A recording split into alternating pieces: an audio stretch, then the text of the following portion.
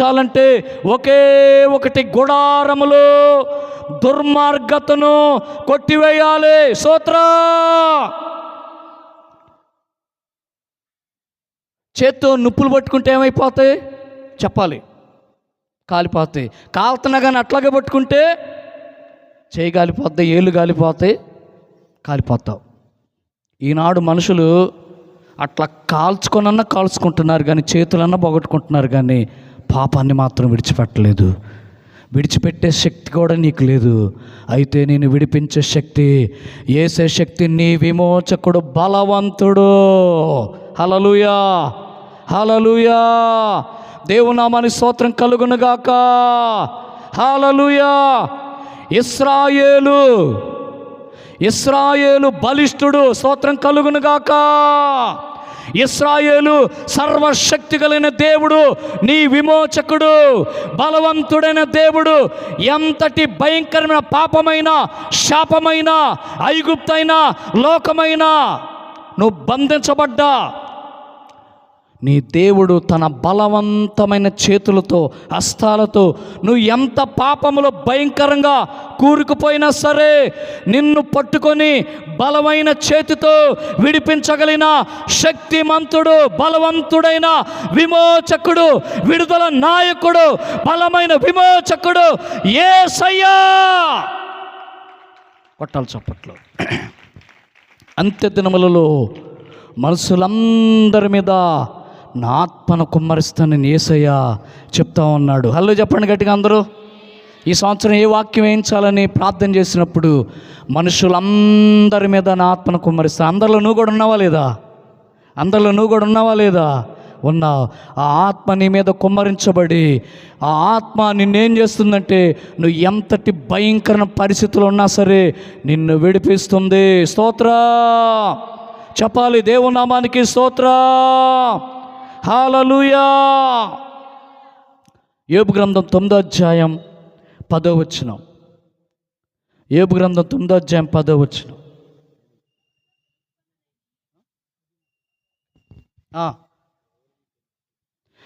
ఎవడనూ తెలుసుకొనలేని మహత్తైన కార్యములను, లెక్కలేనని అద్భుత క్రియలను ఆయన చేయుచున్నాడు.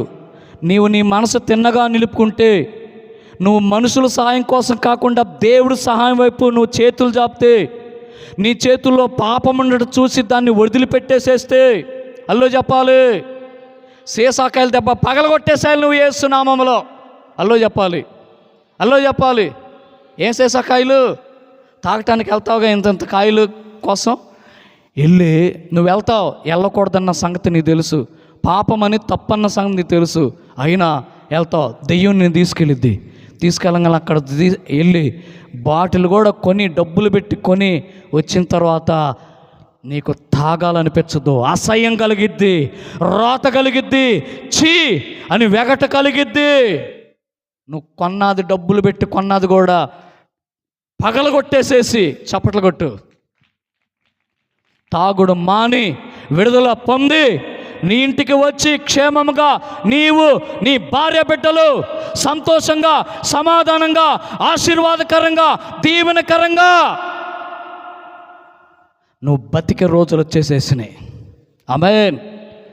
ఎవడలు తెలుసుకోలేని, లెక్కలేని మహత్తైన కార్యాలు, లెక్కలేని అద్భుతమైన క్రియలు యేసయ్య నీ పట్ల చేయబోతున్నాడు. అతిక్రమములు దాచిపెట్టుకుని వాడు వర్ధిల్లడు, కానీ వాటిని ఎవరైతే ఒప్పుకొని విడిచిపెడతారో మహత్తైన కార్యాలు, లెక్కలేనని అద్భుతమైన క్రియలు యేసయ్య నీ జీవితంలో చేయబోతున్నాడు. స్తోత్రం కలుగునుగాక. హల్లెలూయా. 31వ అధ్యాయం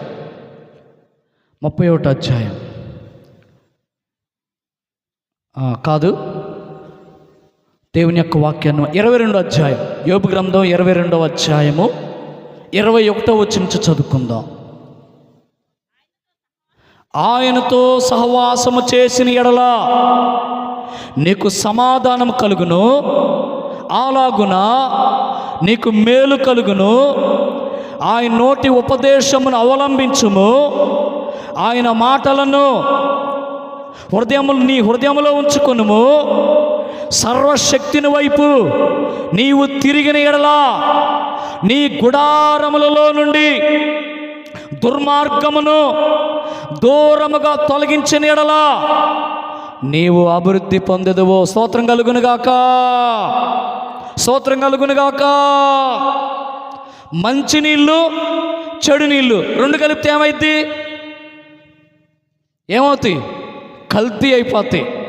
మంచి నీళ్ళు కూడా ఏమైపోతాయి? నువ్వు చేయాలనుకుంటుంది అదే. చెడుని మంచిని కలిపి జీవించాలని చూస్తున్నావు నువ్వు. లేదు, చెడు చెడే, మంచి మంచే. చెడు నుంచి మంచి వేరైపోవాలి. చప్పట్లు కొట్టాలి అందరూ.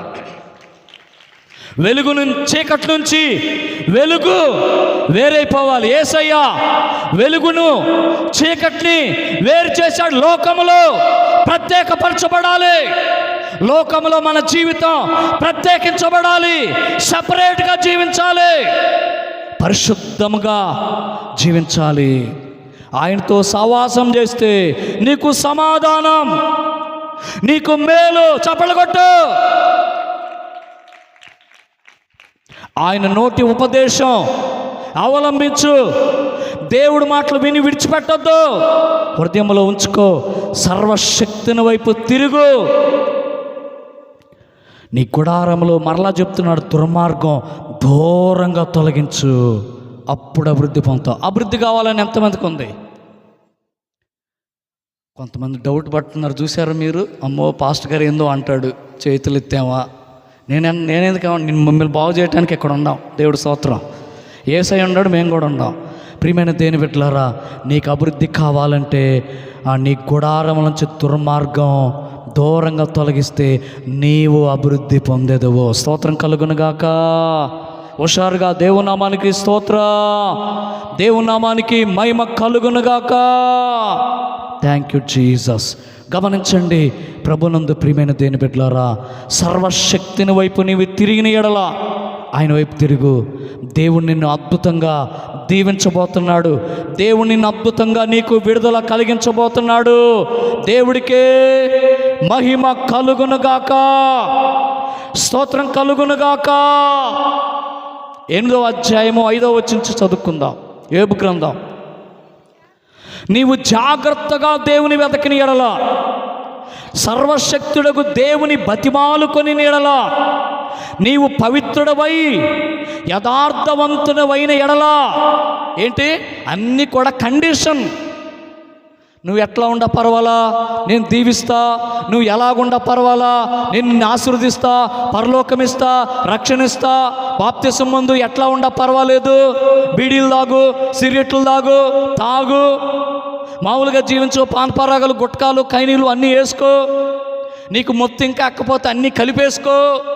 ఆ తర్వాత అన్నం ఇట్లా తినాల్సింది పోయి ఇటు నుంచి తింటావు, బొగ్గ తినేసేసిద్ది.